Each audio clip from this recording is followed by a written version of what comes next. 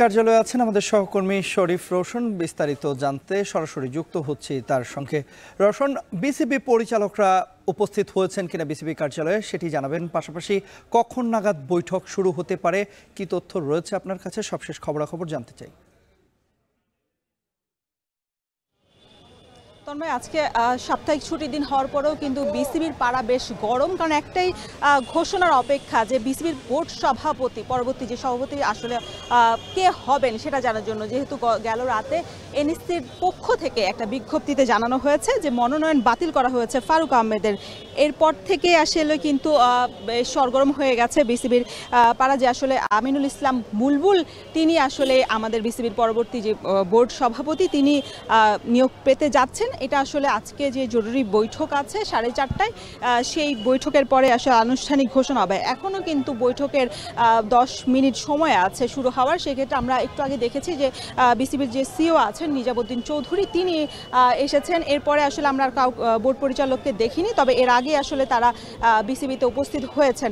আমিনুল ইসলাম বুলবুল আসার কথা রয়েছে, তবে আমাদের ক্যামেরার চোখে তাকে আমরা ধরতে পারিনি। সেক্ষেত্রে আসলে তার সাথে কথা বলারও চেষ্টা করা হয়েছিল ফোনে। বিভিন্ন গণমাধ্যমের খবর অনুযায়ী তার ভাষ্য মতে আসলে তিনি যেহেতু আইসিসির চুক্তিবদ্ধ কর্মকর্তা, সেক্ষেত্রে আসলে গেম ডেভেলপমেন্টের সাথে জড়িত আছেন অনেক দিন ধরেই। সেক্ষেত্রে আসলে তাকে পরবর্তী যে নির্বাচন পর্যন্ত তিনি দায়িত্ব পালন করবেন। এরপরে আসলে নির্বাচন হওয়ার পরে এই অন্তর্বর্তীকালীন সময় তিনি নির্বাচনে নিজের কাজ শেষ করে আসলে আবারও তিনি আইসিসির যে গেম ডেভেলপমেন্টের দায়িত্বে আছেন সেখানে বহাল হবেন।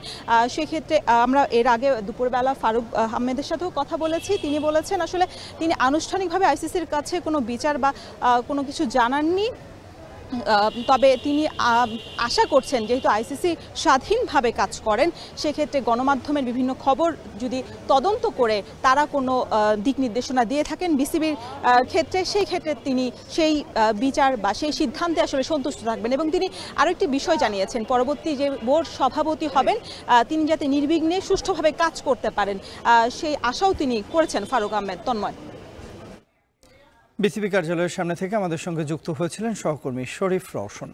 এদিকে